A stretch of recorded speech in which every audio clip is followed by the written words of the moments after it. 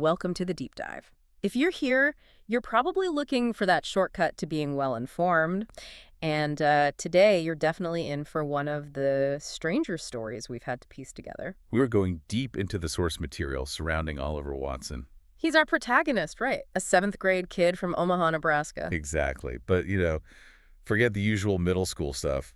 Oliver claims he's the greatest genius in the universe. And crucially for his personal brand, unspeakably evil. That's his thing. So that's our mission today. Really trying to understand Oliver's, astonishing double life. Because here's the kicker, the fact that just anchors this whole thing. Oliver Watson, the kid who's actively pretending to be the dumbest person in his English class. Is actually the 3rd richest person on Earth. 3rd richest. Though he slips to 4th briefly, apparently, after some revolution somewhere messes with his holdings. Yeah, that happens. Yeah. But think about it. Investment banks, baseball teams, borax mines. Even the tobacco company making his English teacher's cigarettes, it's all his. Scrupulously legal, too. And all this global power, this immense wealth, is focused on one tiny, almost absurd goal. Winning a middle school class selection. Right. Why? Why does a genius controlling global finance care about Gale Sayers Middle School? It's clearly not about the power or the money at that point. No, it's an obsession. Pure obsession. Okay, let's unpack this hidden empire, the cover story. Because if you are that smart, job one has to be secrecy, right? Absolutely. Total secrecy.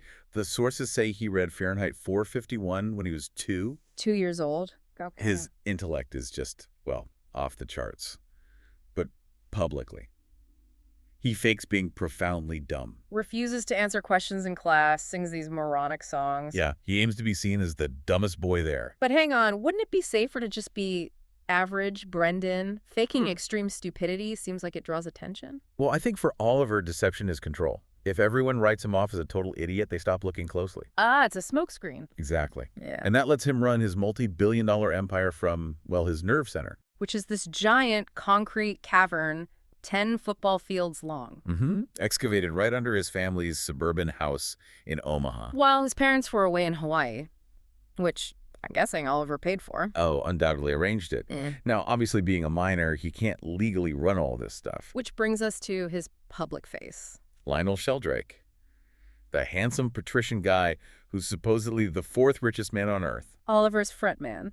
And the sources say Oliver recruited him outside an AA meeting. Yes, in a church basement. That feels specific, almost random for a master planner. Was it just luck, or did he need something particular about Sheldrake? I think it speaks to Oliver's genius for psychological leverage. Yeah. He needed someone malleable, someone with presence, but someone utterly dependent. Someone who owed him everything. Precisely.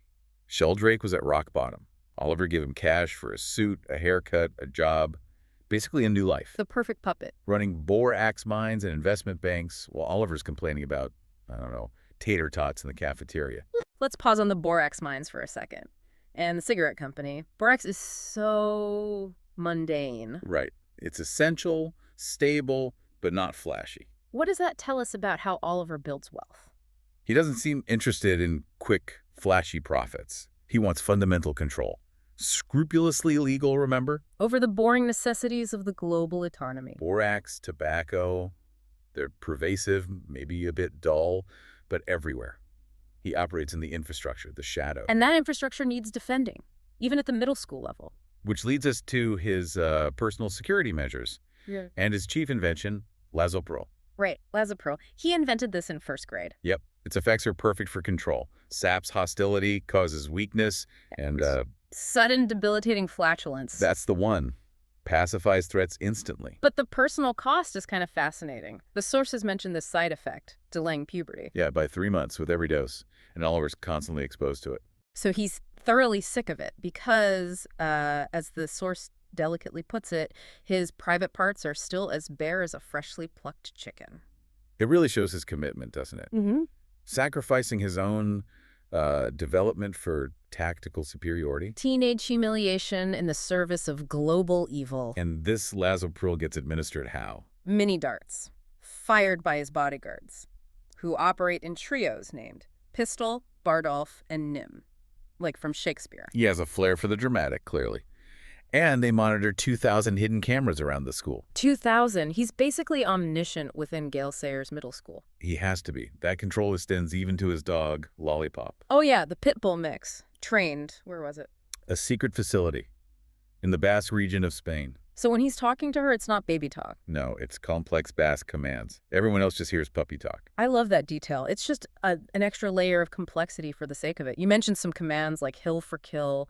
What was the practical one? Garbitu means clean up your own poops in a plastic bag. He trained his dog to do that. In Basque. Dozens of commands, verbal, nonverbal. It's classic Oliver.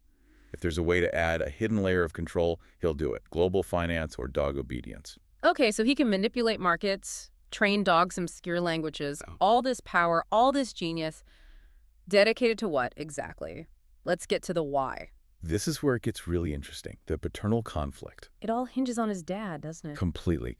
Oliver's entire reason for running for 8th grade class president is to destroy his father's golden, cherished memories. Memories of his dad winning the 10th grade presidency years ago. Exactly. Oliver sees his father's kind of self-obsession with that minor victory, his unfulfilled potential, as suffering. And Oliver wants to make that suffering absolute. Wow, so it's not just winning, it's about corrupting the memory itself, making the win meaningless. Let's talk about the father figure. Daddy. Described as a frazzled, bow-tied nerd, runs the local PBS station. Yeah. Always trying to be the modest hero, lowering his eyes while begging for donations on TV. Oliver seems to despise this performance. And he sees his father's pride in that old, insignificant school election win as the only thing holding up his dad's fragile ego. That's the target. Contrast that with the mother. Described as a shapeless, witless mass, but with slavish devotion. Right. She gives unconditional love, seems totally oblivious to his genius.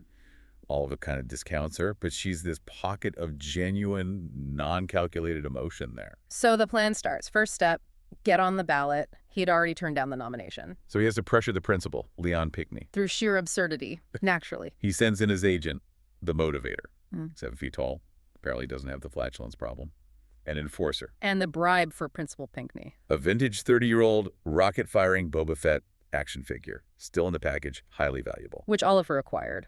Yeah. During some other unrelated global heist operation. Okay, leveraging international theft for middle school politics. Makes sense. So, he's on the ballot. Now he needs to clear the field. 2 strong opponents. First, Jack Chapman, popular kid. How's he dealt with? Oliver flies in, operative 919, from Turkey. Just for this. Specialized operative for blackmail. Yep, with photos. Really humiliating stuff. Chapman picking his nose, eating his boogers, sucking gunk from under his fingernails. Ew. Okay, so Chapman drops out immediately. Gone. Then there's Liz Twombly, most popular girl. Her removal gets So complicated. this is the miscommunication one, right? Totally. The motivator tells Liz's friends, falsely, that Oliver is dying. Dying? Yeah, and that winning the election is his last wish, the only thing that can save him somehow. And the school buys it. Hook, line, and sinker. Oliver becomes this tragic, terminally ill Make-A-Wish candidate. So Liz has to drop out. She can't be seen crushing the dreams of a dying boy genius. Exactly. She'd be ruined socially.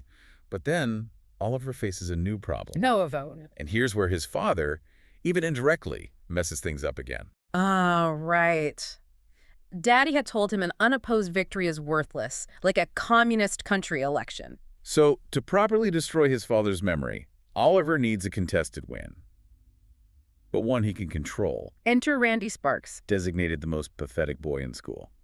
Oliver decides Randy will be his opponent. But Randy needs a campaign, a credible one, but guaranteed to lose. So Oliver hires Verna Salisbury, a top-tier, ruthless political operative. The one who ran the "Why Does His Wife Look Scared" attack ad? That Verna? That's her. Oliver hires her to date Randy's dad, Scott Sparks. Wait, date him? Yeah, get close to the family and run Randy's campaign from the inside. Make it look good, but ensure he loses. Paying a political shark to manipulate the most pathetic boy's life just to inflict psychological pain on his own father, that's commitment. But here's the twist. The human element Oliver can't control. Verna. She actually falls for Scott Sparks and for Randy, finds them genuinely sincere and sweet. She defects. Abandons Oliver's plan, quits his payroll, and dedicates herself to making Randy win. She sees Oliver, her actual client, as a chump, You can't script genuine affection. Oliver's meticulous plan suddenly has a major rogue element. His biggest vulnerability isn't another genius, it's unexpected kindness. And right as this internal sabotage is happening, the outside world crashes in. Yeah, just before the final election assembly. This deposed African tyrant. The one whose country and Star Wars collection Oliver apparently helped Sheldrake steal? That's the one. He triggers a massive security threat against Oliver's network. It's code red, high alert, hair trigger. Meanwhile, totally unaware of the code red, Oliver's campaign manager, Tatiana Lopez. The meanest girl in school, naturally. And his mother, who's now joined a gang called the Pink Pythons. Don't ask. They've prepared a surprise for the assembly. Which is? A 40-foot-tall, inflatable, hot air balloon replica of Oliver. Oh, dear. Oliver hates it instantly. Complains, it makes me look fat. But because the whole security network is on code red. His operatives in the News Channel 5 traffic helicopter see this giant, inflated Oliver head floating towards the school. And mistake it for a threat. A major threat. Oliver screaming, "Stand down!" into his comms, but it's too late. What do? They fire an AIM-92 Stinger missile. They shoot down the Oliver balloon with a missile. In a massive, humiliating fireball. Right in front of everyone. Control just evaporates into total chaos. So, amidst this chaos, the explosion, Oliver sees his dad. Standing up, cheering wildly, not for Oliver, but for Randy Sparks, who's given some bland speech about democracy. And that's the breaking point. Oliver snaps, the cover's blown, he ditches the whole dying boy pity speech. And launches into this venomous, genius-level rant. Yeah, exposing student government, democracy itself, everything. It's just meaningless distractions. Tricks to keep people docile while people like him take their money. It's pure, undiluted Oliver. Honest, evil, intellectual brilliance on full display. A total win for his inner evil genius. But a complete catastrophe for his cover story. He's just revealed himself. So, to salvage the idiot persona, he has to do something drastic, something undeniable. He stops the rant, steps forward. And just pees his pants. On stage, from the entire school. Wow. Chapter 40, Plate 18 for reference. Deliberate, total self-humiliation. The final, desperate act to reclaim his cover of stupidity. The campaign is obviously over. Utterly humiliated. He runs out and immediately goes for the nuclear option. Calls up his private squadron of jets at his Grand Island Air Base, gives the order, raze the school, obliterate it. Destroy the walls, then salt the earth, so nothing will ever grow there again. He's trying to erase the shame with overwhelming force. But before the jets get there, his father catches up to him walking home. And here comes the climax, the real one. Instead of yelling or judging or blaming Oliver for the loss, his dad expresses pride. Genuine, unadulterated pride. Not for winning, but for Oliver's courage. Just for running, for standing up there. He says, "I'm just so damn proud of you, son." In that single moment, that unexpected, simple, authentic emotion, The one thing Oliver's billions in genius couldn't manufacture or control. it does what no rival, no tyrant, no missile could. Oliver just murmurs into his comms. Cancel that order. Hold your fire. Repeat. Hold your fire. Maybe some other time. Destruction averted. By simple, honest, paternal approval. It's kind of profound, isn't it? It really is. The sources point this out. His whole empire of evil, his calculated genius, was momentarily stopped cold.